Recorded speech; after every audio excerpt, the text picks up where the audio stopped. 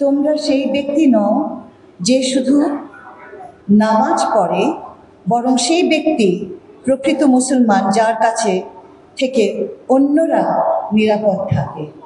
বৌদ্ধ ঘৃণার জবাব ঘৃণা নয়, ভালোবাসায়। আমাদের ধর্মে বলে কি যে সর্বশ্রেষ্ঠ সে যে নিজের ভেতরের যে শয়তানটাকে দমন করে উত্তীর্ণ হতে পারে। কেন এগুলো বলছি? শুধু এইটুকু বলার জন্য যে আমাদের শব্দের ব্যবহার ভিন্ন, অভিব্যক্তি ভিন্ন, কিন্তু অর্থ তো সব একই। আজকের দিনে প্রথমেই আমি আমার বাসায় বুদ্ধকে বন্দনা করে পুরো সর্বজগতের মঙ্গল কামনা করলাম।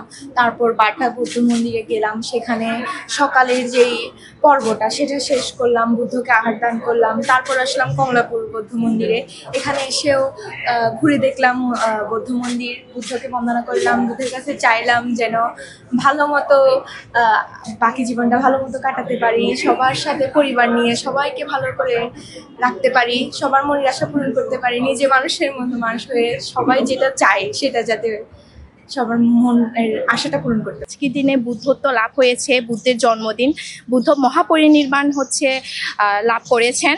তো আজকের দিনে আমরা এইভাবেই ভালো মতো আমরা সকালে উদযাপন করেছি।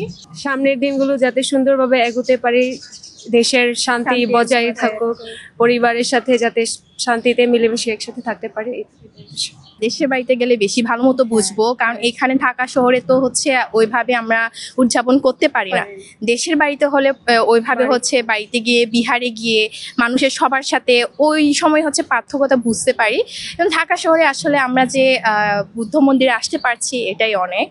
এলাকায় থাকলে আমরা সকাল ভোরে যাই, জাদি আছে, আর আমরা নিজেরা ছয় রান্না করি, যেটা আমরা বুদ্ধের জন্য আর ভান্তির জন্য রান্না করে মন্দিরে নিয়ে যাই, বুদ্ধবিহারে নিয়ে যাই। তারপর আমরা চন্দন ঘষে চন্দন পানি দিয়ে বট গাছে আমরা স্মরণ করি, পানি ঢালি আর কি, ঢেলে বট গাছে ঢালি। এখানে আসতে ভালোই লাগে, আর এখানে সবার সাথে একটা মিলন বন্ধন হয়, সবার সাথে দেখা সাক্ষাৎ হয়।